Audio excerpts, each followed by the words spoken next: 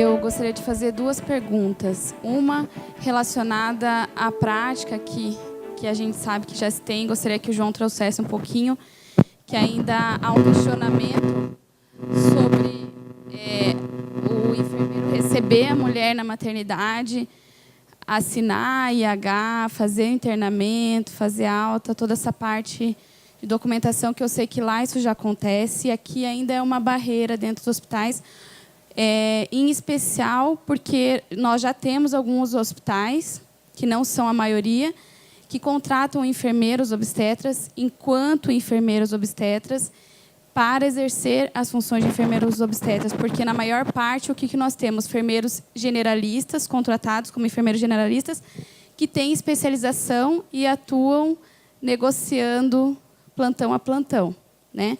Mas, graças, inclusive, né, ao concurso, enfim, entrada da EBSER, nós temos uma realidade, principalmente em Curitiba, no Hospital de Clínicas, onde nós tivemos aí um grande número de enfermeiros obstetras entrando tanto na maternidade de alto risco quanto de baixo risco, e isso tem sido discutido lá.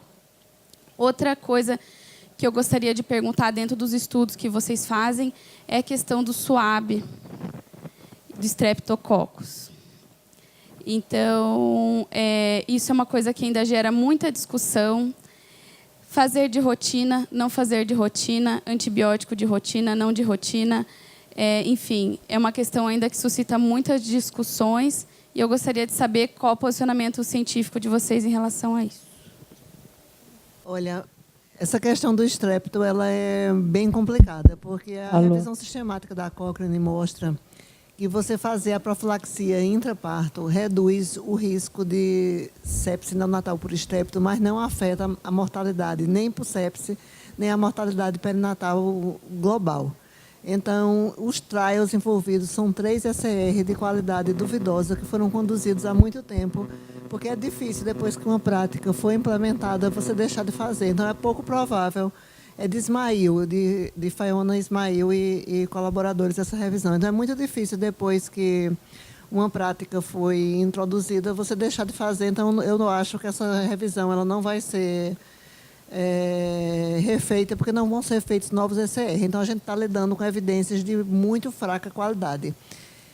Quando a gente está lidando com evidência de fraca qualidade, então a gente vai atrás das diretrizes. E aí a gente tem uma diferença muito clara das diretrizes norte-americanas, que são extremamente, digamos, intervencionistas e que propõem o rastreamento universal de todas as mulheres entre 35 e 37 semanas, e as diretrizes britânicas, as do NICE, que propõem o rastreamento, aliás, a profilaxia baseada nos fatores de risco.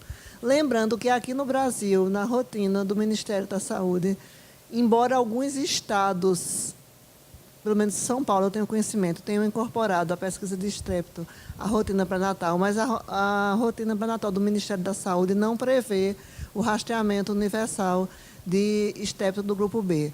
Porque você comparando a profilaxia baseada nos fatores de risco com a profilaxia baseada no rastreamento universal, você não vê diferença. Tanto é que a própria profilaxia não afeta o desfecho principal, que seria a morte por sepse, apenas reduz o risco de sepse. Então, a orientação que eu particularmente sigo é explicar tudo isso para a mulher e propor não fazer o rastreamento, porque se existe uma alternativa, quer fazer uma profilaxia baseada em fatores de risco, e olha que vocês conhecem, não sei se vocês conhecem o guideline britânico, é o guideline do NICE. Ele tem um modelo de decisão que mostra, se tiver febre materna intraparto, qual é o risco de ter sepse neonatal por estrepto, com profilaxia ou sem profilaxia. Se tiver uma idade gestacional muito prematura, qual é o risco? Se tiver o tempo de bolsa rota maior que 18 horas, qual é o risco? Se tiver um dos fatores de risco mais importantes, bacteriúria por estrepto, mesmo tratada na gestação presente, e um recém-nascido anterior afetado, não uma gravidez anterior com colonização, mas um recém-nascido anterior afetado por sepse neonatal por estrepto. E aí eles colocam assim, qual seria o risco com profilaxia e sem profilaxia, para pactuar a decisão de intervir até baseado nos fatores de risco. Isso é o que é um modelo de decisão compartilhada. Porque, vejam só, um estudo que foi feito no Recife mostrou que 40% das mulheres do Recife eram positivas para estrepto. E se implica em quê? Em você fazer antibióticos para 40% de mulheres que, de outra forma, seriam consideradas saudáveis.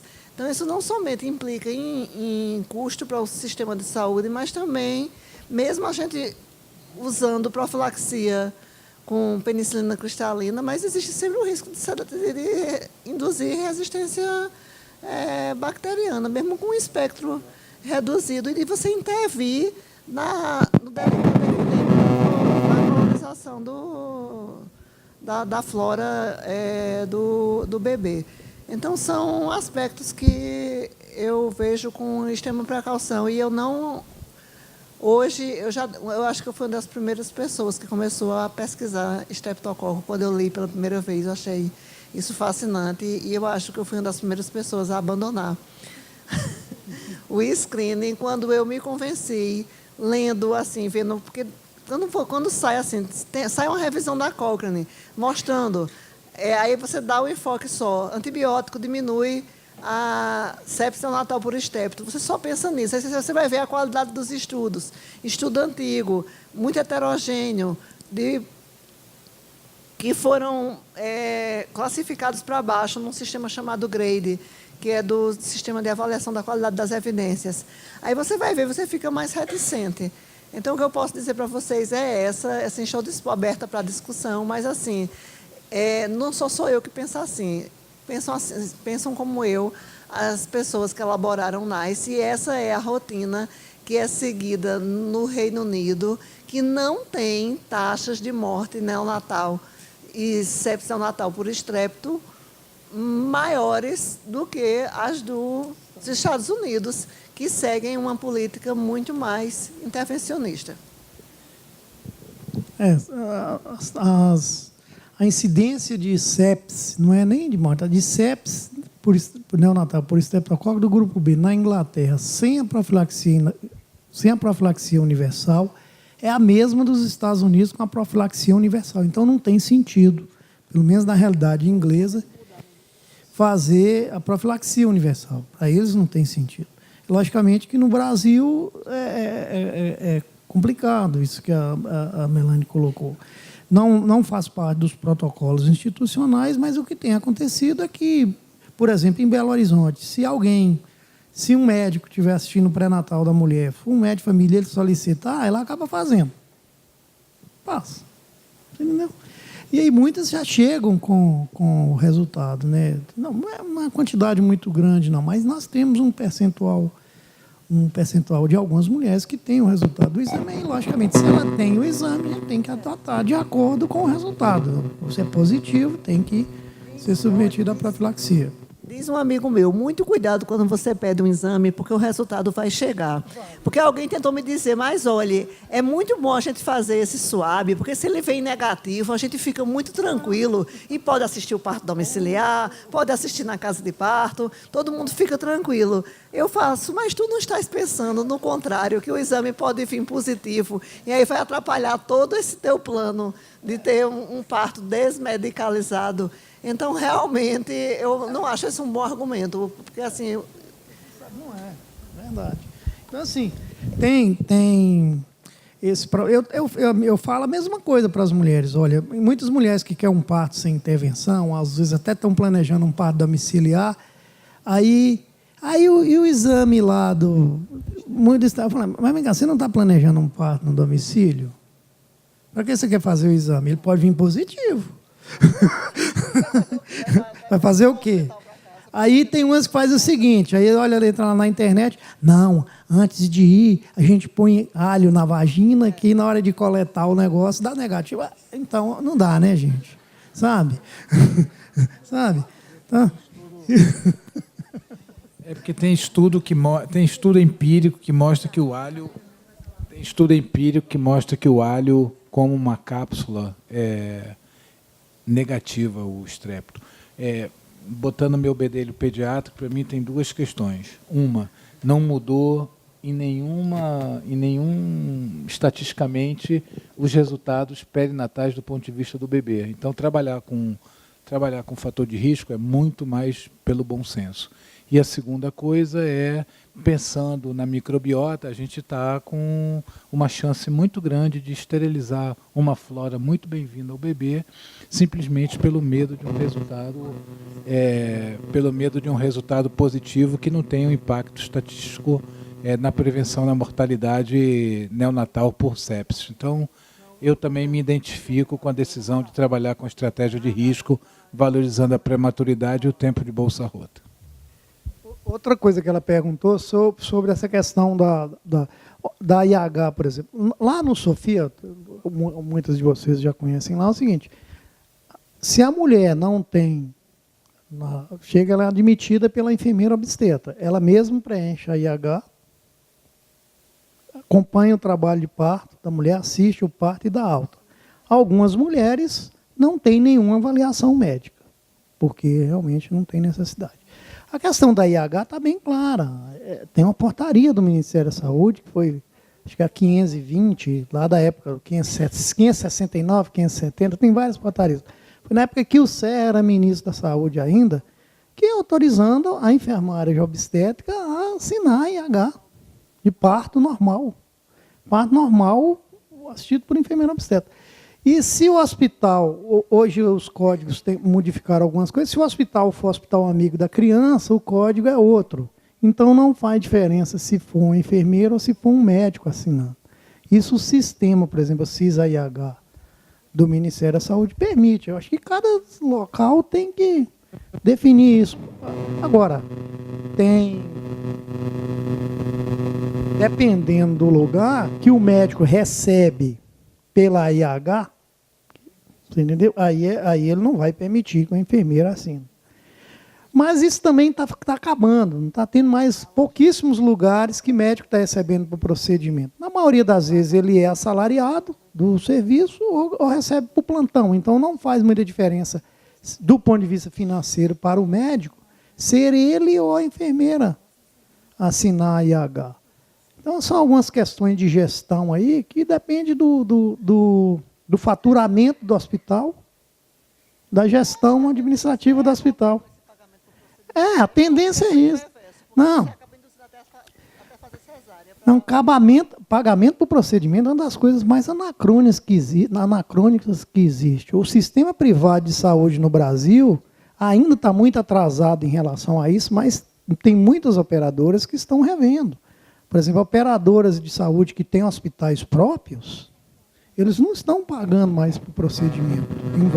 Tem algumas no Brasil que têm hospitais próprios, eles contratam as equipes, o pessoal recebe pelos plantões, ou é assalariado e tal, e não estão recebendo mais por procedimento. Mas isso aí é outra questão.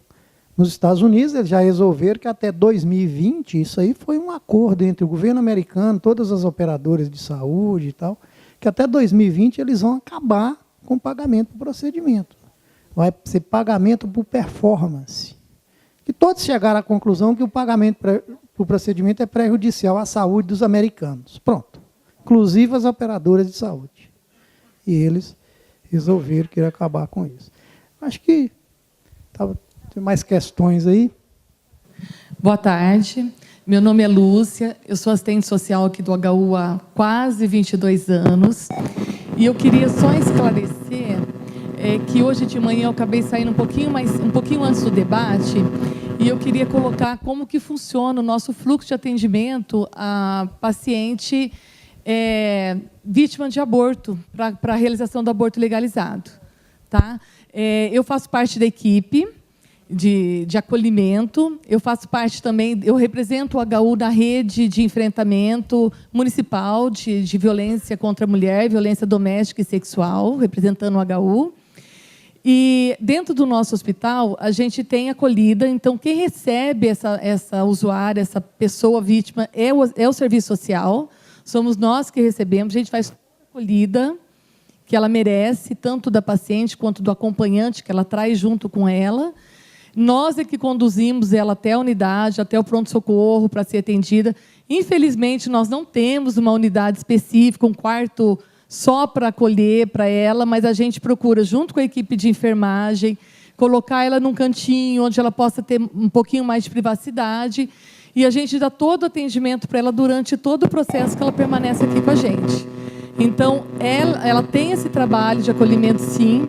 Graças a Deus, nosso índice é pequeno, né? Em 2016, a gente teve 2 casos, 2017 também 2 casos de aborto legalizado vítima de estupro.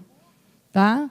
Então, eu queria só colocar, porque ficou meio perdido de manhã, e eu acabei saindo um pouquinho antes do debate. Em relação até o que a doutora Débora colocou, aquela moça que acabou chegando, adolescente, chegou para a gente, na época, embora a assistente social que atendeu na época, ela era recém-contratada mesmo, não tinha consciência das normas técnicas, porque a gente usa as normas técnicas corretamente, a gente faz todos aqueles termos circunstanciados, tudo certinho, conforme o Ministério da Saúde determina. Embora ela não soubesse, ela conduziu o caso de uma forma correta, porque a demanda que nos veio, que chegou ao serviço social, não era para nós, era para a equipe médica. E ela levou até a equipe médica, levantou-se uma discussão e a gente retornou conforme discussão e decisão da própria equipe médica. Então, existe esse fluxo, nós somos responsáveis pela macro-região norte do Paraná, e a gente tem feito dentro do nosso possível, porque todo mundo sabe, nós estamos dentro de hospital público, a gente tem alguns problemas, todo mundo, isso é visível dentro de Londrina, né, Universidade Estadual de Londrina, mas dentro do possível a gente dá toda a acolhida possível para essas pacientes. Muito obrigada. Obrigada, Lúcia. Doutora, deixa eu só aproveitar a oportunidade. Eu, como vice-coordenadora do GEL, a gente já levantou essa questão, eu até pedi para a Lúcia se ela tinha esses indicadores, ela trouxe, né, que eram 2, ela até falou, graças a Deus, 2, mas eu queria fazer com que a gente refletisse, tem vários serviços aqui. Então, como ela mesma disse, nós atendemos toda a macro-região de Londrina, não é pequena. 2 abortos atendidos no HU é muito pouco. É muito pouco. E para eu conseguir mudar isso, eu, HU, preciso de um contrato bipartite, que a gente não tem governabilidade. Então, que os serviços se manifestem interessados, que as secretarias se manifestem interessadas em conseguir mais portas de entrada para essas mulheres, porque com certeza nós estamos tendo os abortos que não são legalizados ou que não estão sendo assistidos e que não estão sendo atendidos nesses locais. Lúcia, obrigada, mas eu precisava fazer essa organização de pensamento com o pessoal que ainda está aqui. Muito obrigada pela informação, porque foi algo que realmente eu perguntei pela manhã para que a gente pudesse raciocinar juntas, porque isso corrobora o que eu já falava pela manhã, que são muito, muito poucos os abortamentos legais efetuados no país e que, na verdade, a maioria dos serviços trabalha com taxas muito baixas e são subutilizados. 2 é muito pouco. Aí eu queria que a gente raciocinasse em conjunto o que é que nós poderíamos fazer, porque certamente muitas pessoas estão recorrendo, muitas mulheres estão recorrendo a soluções inseguras, porque elas não sabem que têm acesso, ou porque elas estão procurando serviços que estão negando o abortamento sem dar a opção correta. Ou elas estão procurando acolhida a quem não dá acolhida. Eu tenho casos até de pessoas que procuraram até dentro da atenção básica, foram se aconselhar com a atenção básica não deu a orientação adequada, ou chegaram em outro hospital que não deu a atenção adequada. Já recebi até vítima de estupro pelo próprio pai com alvará judicial, que aí chegou para a gente encaminhada pelo juiz, totalmente desnecessário, né? Porque o juiz perdeu tempo fazendo um alvará judicial que era desnecessário, mas pelo menos ele teve a sensibilidade de encaminhar, porque era de outra cidade, do Alto Sertão, de encaminhar para o lugar que ia resolver o problema da menina, porque ela nem tinha, o representante legal era a tia, porque a mãe não acreditou quando ela disse que era vítima de estupro pelo próprio pai, e a mãe abandonou a menina e ela ficou somente sendo acompanhada pela tia. Então, é importante a gente pensar isso. Eu vivo pensando assim, à noite, às vezes eu paro para pensar o que a gente poderia fazer para aumentar, porque, como eu disse, na minha unidade também são muito poucos. O ano passado a gente só teve 10, e isso porque tinha um estuprador serial numa cidade próxima, que só ele foi responsável por 4 gestações em vítimas de estupro.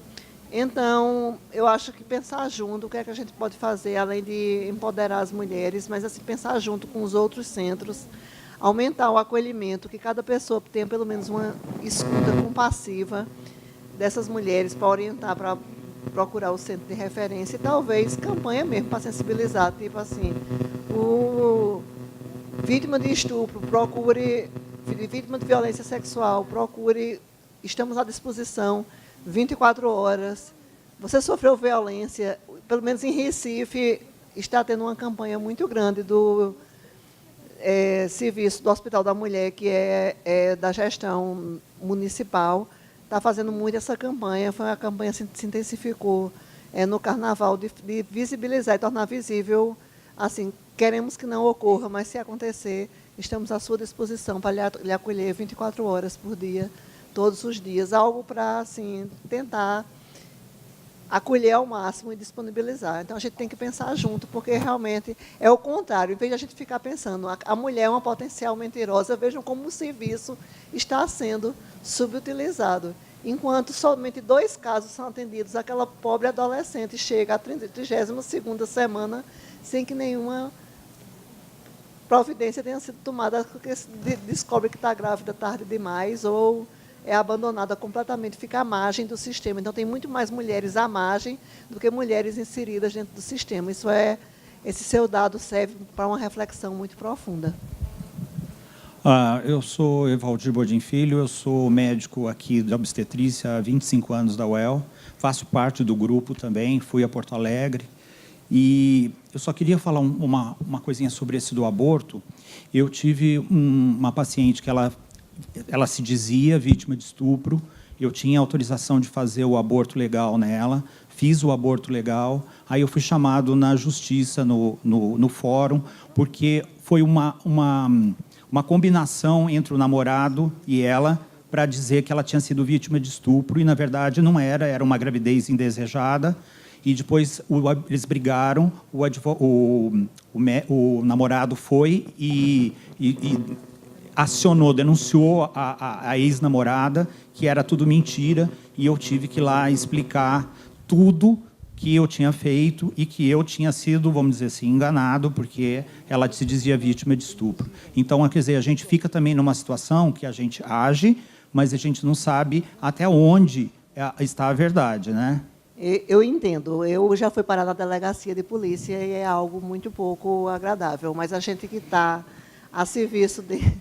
Não, é porque meu irmão é advogado e ele encara assim... Não, você entendeu que eles combinaram e depois brigaram... Eu estou querendo dizer que é muito desagradável para nós, profissionais de saúde, a gente ficar envolvido com a justiça. Eu entendo isso porque eu também sou médica e eu já tive que ir a uma delegacia de polícia. E eu estou lhe falando que, assim, embora meu irmão advogado, eu acho que é muito natural ir ao fórum e a delegacias, eu, pessoalmente, achei uma experiência transtornante e ter que prestar esclarecimentos sobre um aborto que eu fiz. Na verdade, porque equivocadamente o promotor de justiça de Campina Grande entendia que a gente precisava, o promotor do Ministério Público invadiu o ISEA, exigiu sem respaldo, mas conseguiu obter cópias de todos os prontuários dos abortos legais e colocou nos jornais que nós praticávamos abortos ilegais no ISEA, porque nós precisaríamos de alvará judicial. Isso está em todos os jornais. Foi uma confusão enorme. Eu não digo que é uma decisão fácil, mas só para dizer que você estava devidamente respaldado pelo termo de responsabilidade que a mulher assinou, porque você partiu do princípio da presunção da veracidade e, no caso, a mulher que deu informação falsa, ela responde por 2 crimes, crime de falsidade ideológica e pelo crime de estupro. Então, quando ela assina esse termo, você está isentando o profissional de qualquer culpa. Mas a chance disso acontecer é muito rara. Eventualmente, foi um caso só. Eventualmente, eu já ouvi, assim, como eu disse a você, andando pelo país todo, de vez em quando a gente escuta uma história, mas isso não deve... É bom que a gente escute eventualmente essas histórias, mas eu espero que isso não tenha desmotivado você de continuar a serviço. Não, de jeito nenhum. Eu só queria explicar o que aconteceu. Mas assim, eu espero que que isso reforce a importância de que todos os documentos sejam preenchidos e anexados ao prontuário, porque a nossa única defesa é que realmente tudo esteja impecavelmente preenchido e tenha sido devidamente anexado Não, foi tudo tranquilo, só a explicação ao mesmo. prontuário. Bom, eu tinha outras coisas para falar, principalmente para a Marcele, que eu achei a explanação dela muito boa, mas eu acho que a teoria é uma coisa, a prática é outra, porque nós recebemos as pacientes, os acompanhantes, sem nenhuma orientação prévia no pré-natal. Então, para você explicar para ele que a paciente vai ter dor, que ela vai sentir dor, e que ela pode sentar e ela pode ganhar sentada, então, às vezes, na hora, é muito complicado. Porque ele fala, você está vendo minha mulher sofrer e você não está fazendo nada por ela. Quer dizer, não é a hora de eu sentar e falar, peraí, você espera o parto, que eu vou explicar para o seu marido como é que funciona. Então, para nós aqui, que nós não temos sala para parto, não temos nada, é muito complicado o acompanhante, sim. Não te digo que seja 100%, mas nós temos, assim, uns 20%, 30% que a gente tem problema com acompanhante, sim. Muito problema de ameaça de morte e tudo. Então, a gente tem um pré-natal que não é feito e não é orientado, nem a paciente quais os meios que ela pode aliviar a dor, nem qual a fisiológico da dor, como eu digo do próprio flitinema, que é abolido. Mas eu já tive experiência de fazer parto e a paciente evacuar na sala de parto, ela ficar extremamente constrangida, ela ficar pedindo, pelo amor de Deus, que ela não quer ganhar lá porque ela estava evacuando. Quer dizer, é uma coisa muito constrangedora para a paciente. Eu, se fosse mulher, eu não gostaria de passar esse constrangimento. Então, eu acho assim, o FLIT não tem que ser feito 100%, o FLIT não tem que ser feito para todas as pacientes, mas eu acho que ela tem o direito de escolher e perguntar qual foi a última vez que ela evacuou para que isso não ocorra na sala de parto. Então, esse é só um... Agora, eu tenho outras coisas para falar. Por exemplo, o direito da paciente escolher. Quando ela entra, vocês dão o direito dela escolher se ela quer o médico ou se ela quer a enfermeira que faz o parto, porque ela pode escolher tudo. Ela pode escolher a posição, ela pode escolher tudo. Fazer um plano de parto, ela não quer ocitocina, ela não quer que pompa a bolsa, mas você perguntou para ela se ela quer o médico ou o enfermeiro que faça o parto dela? Então, essa é uma pergunta. A outra é o direito dela escolher a via de parto. Se a paciente chega, você explica tudo, faz toda a orientação para ela, todos os benefícios do parto normal, e ela diz assim, não, eu quero parto cesárea. Então, eu acho onde fica o direito da paciente também escolher a via de parto dela. E essa responsabilidade compartilhada, eu acho uma coisa também muito, muito difícil, porque você diz que você compartilha. Ah, não, a enfermeira ela vai responder civil, juridicamente e tudo. Mas, de repente, da hora, ela identifica, o parto complica e você assume. Aí, a hora, como é que você vai explicar aonde entra um, aonde entra o outro, qual a responsabilidade de um, qual a responsabilidade do outro? Teoricamente, eu acho muito fácil, mas, na prática, eu não acho tão fácil assim, não. Então, eu acho assim, eu ainda estou tentando a sensibilização, estou tentando me sensibilizar, porque eu acho que eu tenho a minha visão prática também de 30 anos fazendo obstetrícia, eu adoro parto, eu nunca convenço as minhas pacientes nem a fazer parto normal, nem a fazer a parto cesárea. Eu explico, oriento ela todo como é a parto normal, como ela vai passar os benefícios todos do parto normal, e eu oriento também todos os benefícios e as complicações da cesárea. Quem faz a opção do parto é ela. Eu jamais tento mudar nem para um, nem para outro. Eu explico e ela opta pelo que ela acha melhor para ela. Então, é assim, e como eu tenho filhos também, tenho filhas que têm filhos, certas coisas que, por exemplo, a própria pediatria eu acho assim que pele a pele, microbiota, o contato, tudo isso eu acho fantástico. Mas, por exemplo, eu não tenho nenhuma restrição que faça, sei lá, aspiração de suco gástrico, não para aspirar, como ele falou muito bem, de secreção de alvéolo pulmonar, não estou falando isso. Se a criança está regurgitando, se está... Para mim, meu neto pode passar sem problema nenhum. Eu não estou falando para o outro, para o vizinho, para a minha paciente. Eu estou falando para a minha família. Então, são certas coisas que ainda, para mim, fica difícil de aceitar algumas alterações. Por exemplo, minha filha, se estivesse em trabalho de parto, eu estou indo para o 5º neto. Minha filha em trabalho de parto, se as contrações não estiverem boas, eu quero que faça ocitocina sim para ela. Eu não quero ocitocina, internou, faz 100% de ocitocina para todas as pacientes. Isso eu não quero. Não quero também que rompa a bolsa 100% para todas as pacientes, mas aquela paciente com 8, 9, que está demorando e que vai aliviar, que vai nascer mais rápido, eu quero que rompa da minha filha, sim. Então, são certas coisas que ainda eu aceito muito bem, as mudanças. Eu acho que a humanização é fantástica. Eu acho que você tem que dar o direito da mulher, você tem que acolher a mulher, deixar ela ter o tempo dela, mas ainda tem certas coisas ainda que eu não consigo aceitar. Então, eu só queria ouvir dessas minhas perguntas, as minhas dúvidas aí, se alguém pudesse responder. Bom, vou começar, espero respondê-las. Como é o seu nome?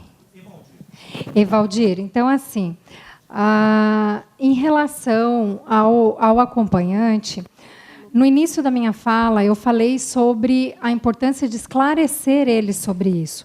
Porque é difícil você ver uma pessoa que você ama sofrendo.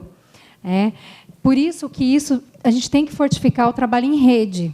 Ele tem que saber lá no pré-natal, ele tem que acompanhar lá no pré-natal. Mas, para ele ser orientado, a enfermeira de lá precisa saber o que acontece aqui.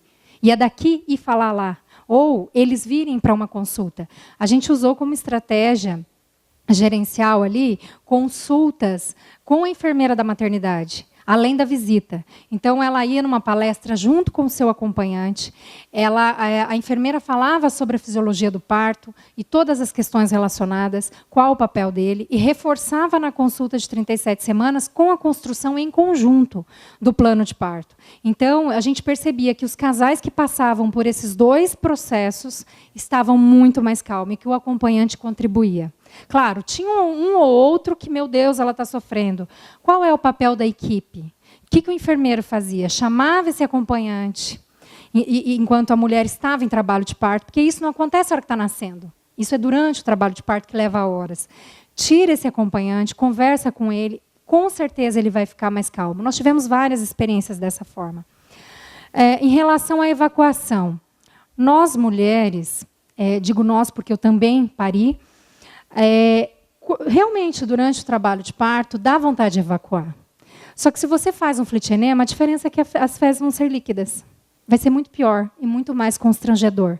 E é natural falar sobre isso, sobre evacuação. Essa mulher precisa saber que ela pode evacuar. Isso não na hora, isso antes. Que pode acontecer. E a equipe que está atendendo vai estar preparada para limpar e arejar o ambiente para que essa mulher não fique incomodada. E, se for o caso, ela precisa evacuar para que esse bebê nasça. Porque se ela ficar se segurando o esfíncter e não ter aquele puxo realmente de liberar, vai ser difícil. Então, a gente precisa falar sobre isso. Mas qual que é pior? Líquida ou endurecida? É um processo, a gente precisa encarar isso como um processo fisiológico. Evacuar é fisiológico, parir é fisiológico. Por isso que a gente precisa falar sobre evacuação com ela. A gente precisa. Outra coisa, em relação à ocitocina, qualquer dos procedimentos que eu falei de práticas obstétricas, não quero que você entenda que seja uma forma radical. Eu também acho que às vezes precisa de ocitocina. Se ela não consegue liberar a ocitocina endógena, vai à sintética. De rotina. Não, mas a hora que eu falei, veja, de rotina, ela entrava no pronto atendimento com tudo isso prescrito. Inclusive, eu disse que, como se a mulher fosse capaz de produzir ocitocina. Eu estou dizendo isso de rotina, onde ela interna, a gente nem espera a evolução do trabalho de parto e já vem a ocitocina prescrita. Por que não usar uma aromaterapia? Por que não usar uma acupuntura, né, se a gente tem para oferecer esse serviço? Melhorar o ambiente onde a mulher, onde ela se sente segura. Quem que libera a ocitocina numa situação onde tem 10 pessoas olhando ela parir, ela está deitada, alguém mandando ela fazer força, manipulando o períneo dela, né, e fazendo uma epísio? Ninguém libera a ocitocina. Né? Nós precisamos de um ambiente tranquilo. Lembra que eu falei do neocórtex? Onde ela precisa trabalhar o lado irracional dela. E, para isso, ela precisa de um ambiente diferente, não um ambiente cirúrgico. Em relação à responsabilidade, até onde vai a minha, até onde vai a do outro profissional. A partir do momento que eu estou acompanhando um parto sem distócia e identifico a distócia, eu tenho que chamar esse profissional para atuar junto. né? Então, e como eu falei, eu tenho que saber, eu tenho que ser capacitada para isso, né? Por exemplo, numa hemorragia, eu tenho que saber, numa hemorragia pós-parto, eu tenho que saber o protocolo de hemorragia.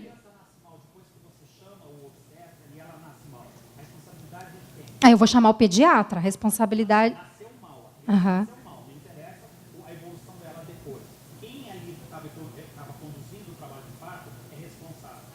A enfermeira que está atendendo.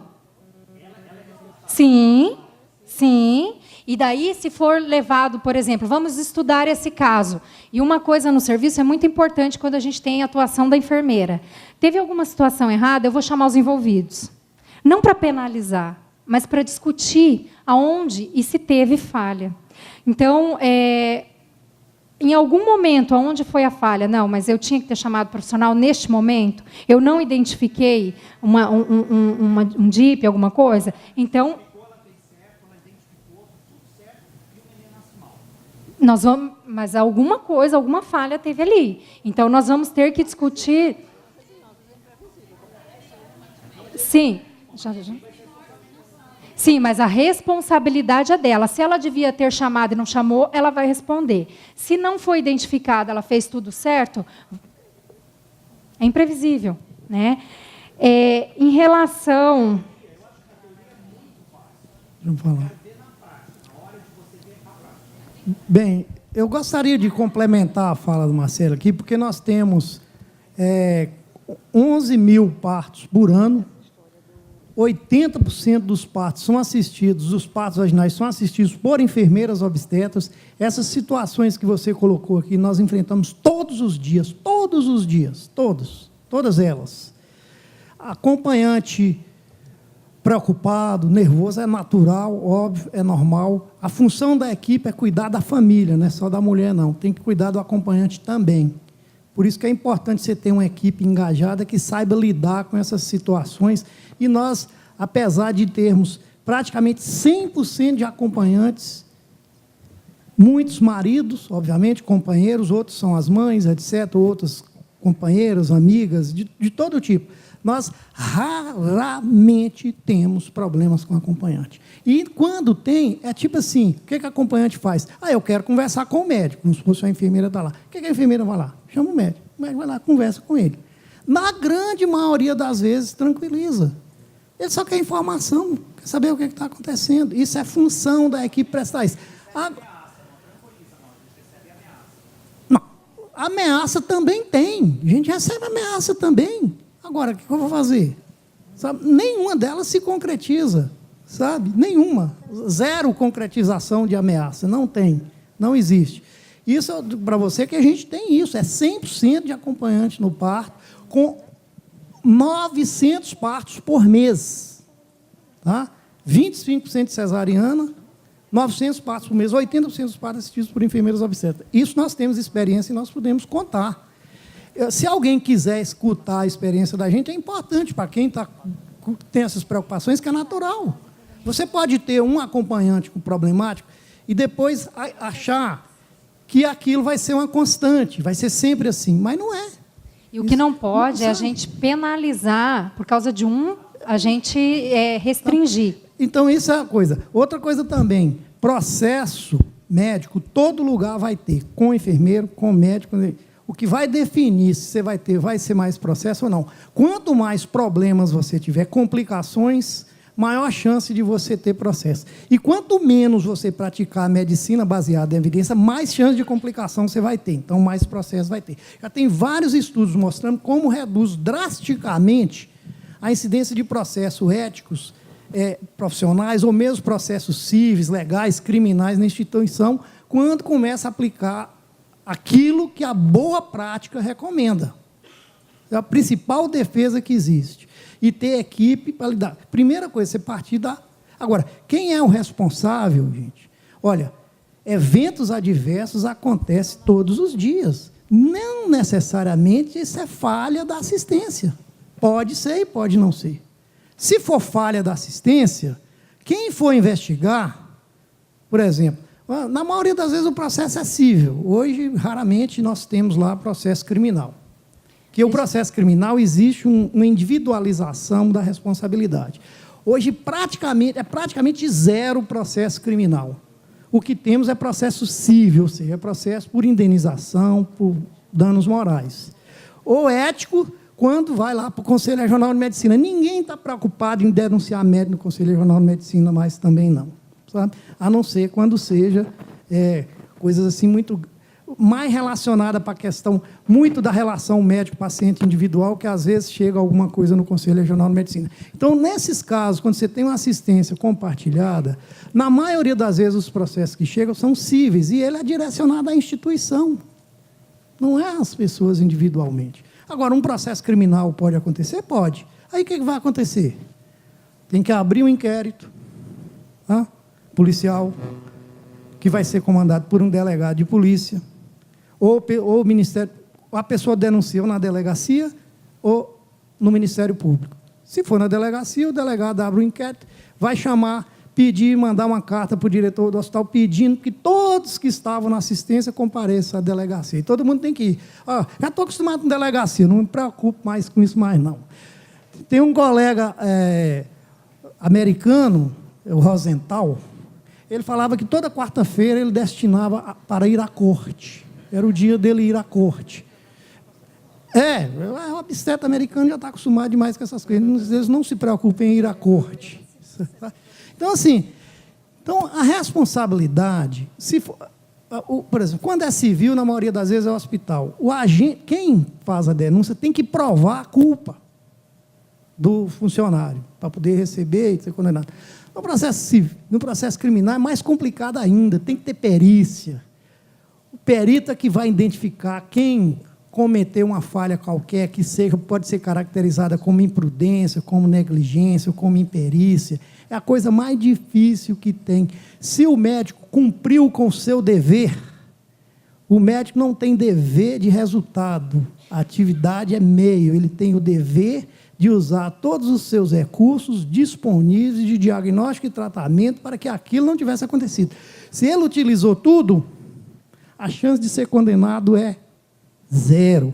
A mesma coisa com a enfermeira obstetra. Se utilizou tudo ao seu alcance para evitar aquele resultado adverso, a chance de ser condenada criminalmente é zero. E civilmente, hoje, raramente, no serviço público, eu estou dizendo, no serviço privado é diferente. No serviço privado, o povo acha que os médicos são muito ricos, muito cheios da grana, vai lá e quer dinheiro do colega. Sabe? Mas no serviço público, eles denunciam o hospital e o SUS, porque eles acham que são os entes que têm recursos, que têm dinheiro para pagar as indenizações. Então, assim, isso é uma preocupação, sim, mas as responsabilidades, todos os profissionais têm responsabilidade. Por exemplo, se uma psicóloga não identifica que alguém está prestes a cometer um suicídio, a pessoa vai ali e comete um suicídio, porque o médico que estava ali na maternidade, ele vai ser o responsável por isso? Não vai. Sabe?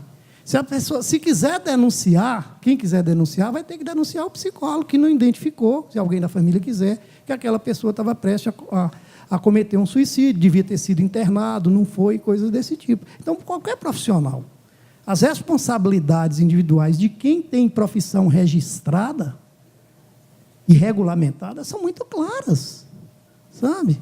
Então, assim, eu acho que essa preocupação é importante ter discussão, mas a gente que já tem a experiência, a gente vive isso com a maior naturalidade, muito tranquilamente com essas questões, sabe? E intervenção é aquilo que é respaldado cientificamente, qualquer uma, inclusive o enema.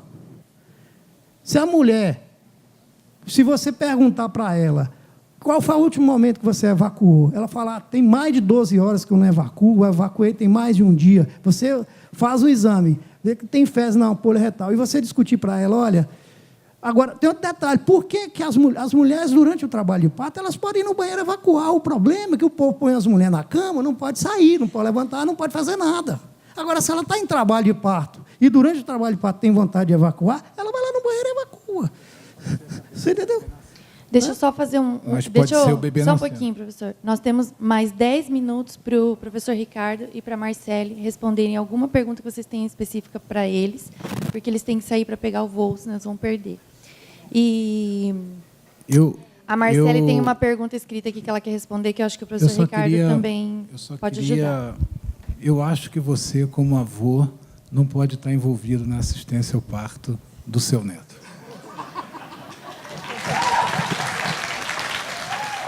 Se você me der a honra de ser o pediatra dos seus netos, eu vou pedir para você ficar longe. Eu estou te provocando, mas é porque a sua veemência, ela perde completamente o caráter técnico e ela fica no campo pessoal, emocional, entendeu? E é uma das razões que nós não podemos atender parentes, ou a gente tem o equilíbrio para não perder a referência técnica.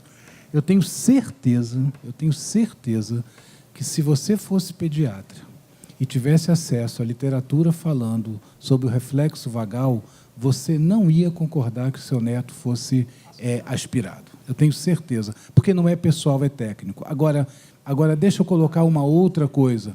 Eu tenho 35 de pediatria e acabei de ser avô. Eu jurei que eu não ia falar isso aqui, mas eu acabei de ser avô há um mês, um parto domiciliar por escolha da minha nora, com uma enfermeira em casa, na casa deles.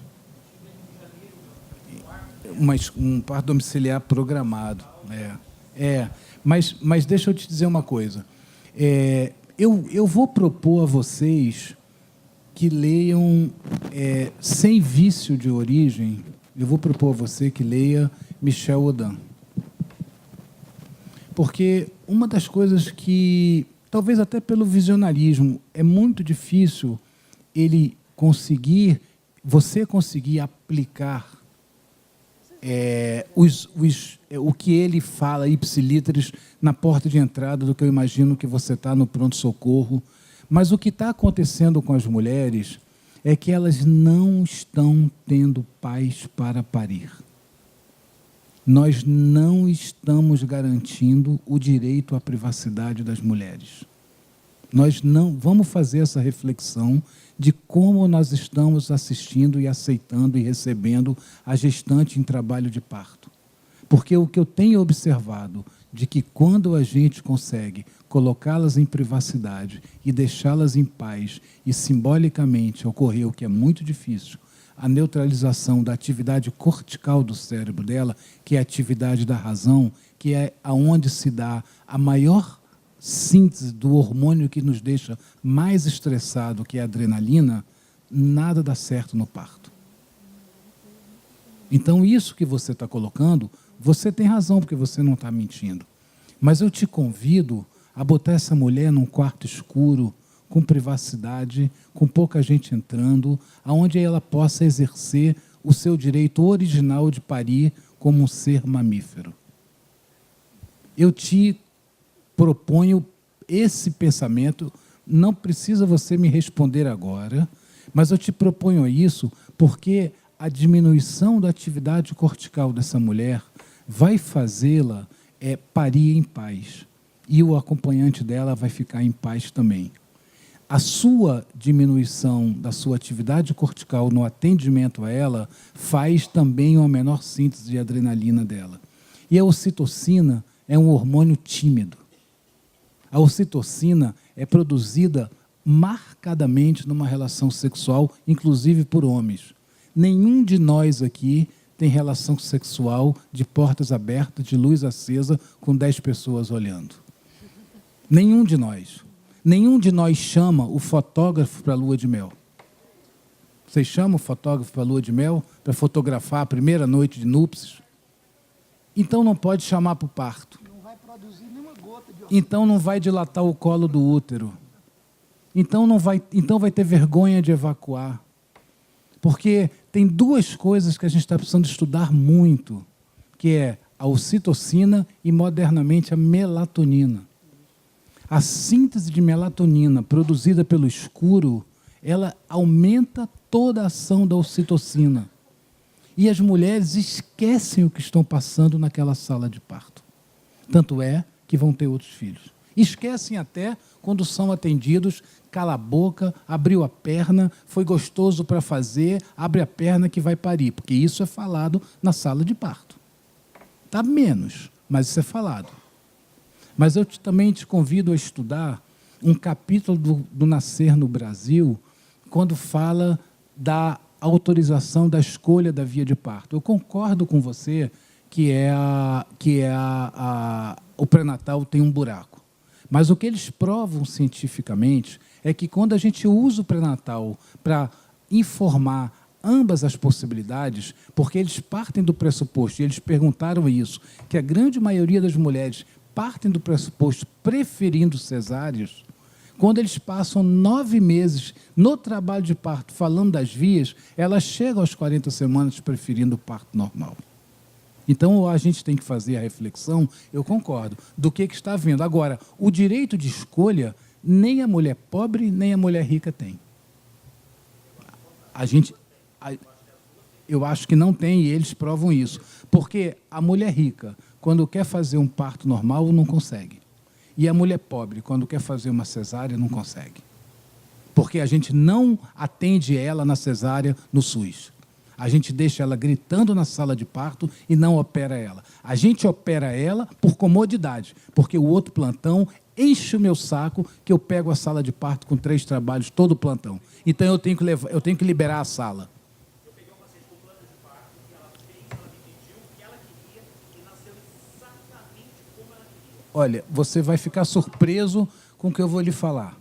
Eu sou contra o plano de parto. Sabe por que eu sou contra o plano de parto? Porque o parto não é algo que a gente consiga prever, planejar. Porque eu não planejo como meu coração está batendo. Se eu acredito que o parto é um evento fisiológico, se eu acredito que o parto é um evento de saúde, se eu acredito na fisiologia da produção dos hormônios, não tem como eu fazer um contrato comigo mesmo. Eu tenho que cuidar disso. Eu tenho que garantir que tenha 11 consultas.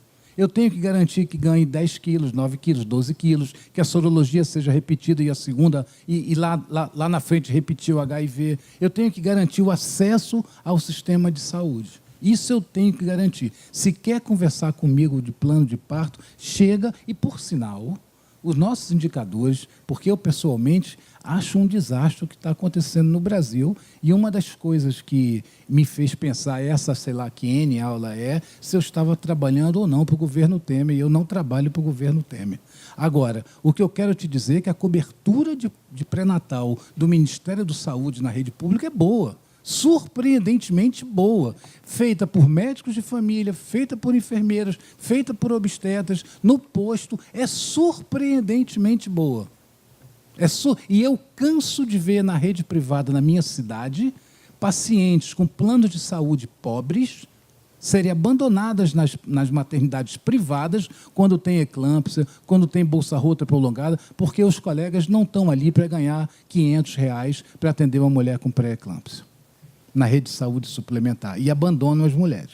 E as mulheres, achando que têm um plano de saúde, estão cobertas. Então, o que eu quero pedir é o seguinte, a gente precisa discutir a fisiologia do nascimento, a gente precisa discutir a produção do coquetel de hormônios que a mulher passa. A gente precisa entender que o parto virou um evento cultural, que ele não é mais um evento biológico, que há muitos anos a mulher perdeu a capacidade de parir, porque ela perdeu a capacidade de controlar o seu corpo, de fazer, aí sim, as opções. Ela não tem o responsável, eu posso falar isso confortavelmente, porque eu sou médico. Os responsáveis somos nós, que botamos ela dentro do hospital e tratamos ela como doente. Não dá. Ninguém transa publicamente. Eu, pelo menos, não, a não ser os profissionais. Os profissionais trans, a gente tem que respeitar que são profissões. Mas nenhum de nós aqui tem relações sexuais a portas abertas. Se a gente fosse chamado... E aí é a segunda coisa que eu vou propor. Por favor, estudem a ocitocina. O hormônio ocitocina, ele saiu do campo do hormônio, ele é um neurotransmissor, ele media as nossas relações afetivas.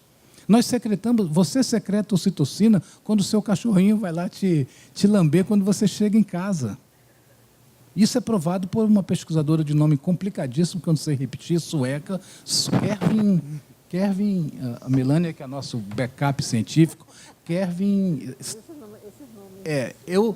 A ocitocina...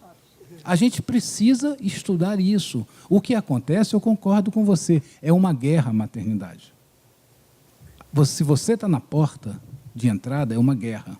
A mulher chega ali sem garantir o seu momento mais especial da vida.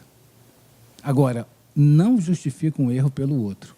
Se a gente conseguir botar essa mulher em privacidade, se a gente conseguir respeitar esse momento, se a gente conseguir proteger ela do meio ambiente ruim, do meu mau humor, da minha vontade de acelerar o parto, não sei o quê, ela vai parir com cocô. Até porque é péssimo. Eu, graças a Deus, eu não falo isso há muitos anos, mas é a mesma força. É a mesma força. E eu convido vocês a não pedir às mulheres para fazer força de fazer cocô, porque é péssimo isso. É péssimo isso. Porque também, novamente, eu pelo menos, já que você se colocou tão pessoalmente, eu só consigo evacuar de porta fechada sem ninguém ver. Nem mulher, nem filho, nem cachorro. Se eu estiver na frente de alguém, eu não consigo, desculpa a sinceridade. Agora, o que eu vejo é sair aquele filetinho de cocô, porque a cabeça do bebê está comprimindo reto, sai uma fita, sai uma coisa que os colegas delicadamente pegam uma compressa, opa, ela nem percebe. Ou então, se ela percebe, eu estou ali, ó, esquece o cocô. Até porque, do ponto de vista da microbiota, eu não vou misturar cocô, mas ele é bem-vindo do ponto de vista mais pensando a microbiota. Pensando a microbiota. Então, o que está errado não é ela. O que está errado é a nossa estrutura que recebe ela. Nós não estamos preparados para recebê-la. Nós estamos preparados, mal e porcamente, para operar essas mulheres. Aí os nossos indicadores são esses. No meu caso, muita intervenção. O seu neto fazendo aspiração gástrica porque está nauseado, muita intervenção, muita prematuridade, muito desmame. De verdade, a infecção não é pelo estrépito beta, é porque a mulher chega com bolsa rota horas e não é atendida, porque não é ouvida. Então, a gente precisa fazer essa reflexão, mas o erro não está no parto, o erro não está no acompanhante, o erro não está nela. A gente tem que ver a nossa responsabilidade e decidir se a gente tem distanciamento para atender os nossos parentes. Foi me perguntado aqui, a gente falou tanto da enfermeira obstétrica, onde fica a enfermeira neonatologista.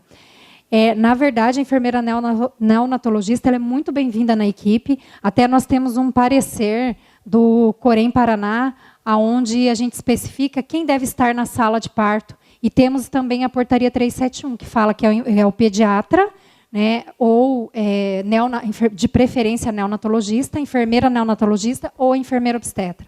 São os 3 que podem acolher o bebê no nascimento. Então, ela é muito bem-vinda na equipe, sim. Gente, a gente precisa encerrar. Eu sei que vocês têm muitas perguntas. E da cesariana? Que você falou da escolha de cesariana. Cesariana pedido. Não, só lá em Belo Horizonte, a gente, na realidade é o seguinte, isso é uma parte pessoal minha. Eu acho o seguinte, para mim, não é porque a mulher pediu uma cesariana. Eu posso até realizar uma cesariana porque ela pediu, mas não só porque ela pediu. É o motivo que ela pediu, por que ela pediu a cesariana, é que pode me convencer a fazer ou não essa cesariana. Aí ela passa a ter uma indicação médica. Cesariana, para mim, a pedido não é indicação médica. Eu só faço se tiver indicação. Essa é a minha posição. Tem que ter indicação médica. E eu é que indico. Tá? Não, ela tem direito de pedir para mim uma cesariana. Agora, eu faço se eu achar que tem indicação. Por exemplo, o motivo pelo qual ela pede a cesárea. Agora, porque ela pede uma cesariana para coincidir com o dia do aniversário do marido, eu, particularmente, não faço, que isso não é uma indicação de cesariana. Isso vai trazer mais riscos para ela e para o bebê, e eu, como médico, não posso fazer isso com ninguém. Eu não posso cortar o dedo mindinho de alguém só porque a pessoa pediu. O dedo mindinho não serve para nada, você entendeu? A princípio. Mas eu não vou cortar só porque a pessoa pediu. Não vou fazer esterectomia a pedido. Não vou. Não quero esse útero um dia para ter câncer. Tira esse útero, doutor. Não vou. Não vou tirar. Do mesmo jeito que eu não faço cesariana. Agora, se a mulher me der uma justificativa plausível e evidente que ela tem um problema psicológico sério, vai passar por uma avaliação psicológica, tem uma tocofobia importante, isso para mim passa a ser uma indicação de cesariana. Aí eu faço. Eu estou dizendo a minha posição individual. É isso. Porque no Brasil parece que a mulher só tem direito de pedir cesariana. As outras coisas, tudo que ela pede, não tem como conseguir. Sabe? É difícil. Sabe? A maior dificuldade, a gente vê a dificuldade que as mulheres têm, principalmente do setor privado, quando elas querem ter um parto normal, gente. A dificuldade para conseguir. Eu não estou falando da sua experiência individual, não. Estou falando de uma maneira geral. É muito difícil. Principalmente um parto normal, sem essas intervenções. Não é escolha dela pela intervenção. Ela não quer ser submetida à intervenção desnecessária, lógico. Óbvio. Não é questão de escolha ter ou não ter ocitocina. A ocitocina não deve ser dada para ninguém sem precisão mesmo, não. E a mulher tem que deixar isso bem claro, que ela não vai querer. Infelizmente, ela tem que fazer isso no Brasil. Não precisaria, eu concordo com o Ricardo. Se alguém pratica medicina baseada em evidência com boas práticas, não precisaria a mulher escrever que não quer episiotomia. Não vai fazer porque não precisa. Não precisa ela escrever que não quer episiotomia. Não há necessidade, mas infelizmente no Brasil, se ela não escrever que não quer, alguém vai fazer, nem vai perguntar para ela se ela quer ou não. Aí ela tem que escrever em letras garrafais, que não quero, botar em outdoor na praça. E olhe lá, para ver se vai conseguir ficar sem episiotomia. Não consegue. Isso é a realidade, a gente não pode esconder a realidade, não. Eu queria agradecer muito a nobre presença. Eu acho que essas discussões traz essa vontade do aumento do conhecimento, da busca, dessa interação. A gente tem essa questão de conceito cultural de 30 anos, que eu acho que vem para o momento de mudança. O Hospital Universitário tem essa atribuição, o doutor Valdir é nosso parceiro aqui, a gente trabalha junto e está nesse processo de mudança, essas discussões são sempre muito calorosas. Eu acho que fica o desafio da gente tentar mesmo mudar a prática em cima desse conceito, porque é uma mudança de conceito, sou formada há 20 e poucos anos também, e é claro que a gente se sensibiliza, e fala, nossa, então esquece e refaz. É difícil essa mudança, mas a gente vai em cima de fatos novos, em melhorias, em diminuição de mortalidade, em melhora de sobrevida. Então, assim, essa mudança de 2014 para cá, eu vou falar de 2014 para cá, porque é a qual eu faço parte da gestão. Ela vem acontecendo a passos vagarosos, mas a gente tem uma equipe imbuída nessa mudança, a professora Thelma, do departamento, a Karen, que é enfermeira obstetra, e, entre outros, esses grupos, e tanto a Rede Cegonha, Mãe Paranaense, Hospiçus, e agora o Apsion, fez com que a gente refletisse, em especial, nesses últimos 3 anos. E ouso falar para vocês, todos os nossos indicadores melhoraram.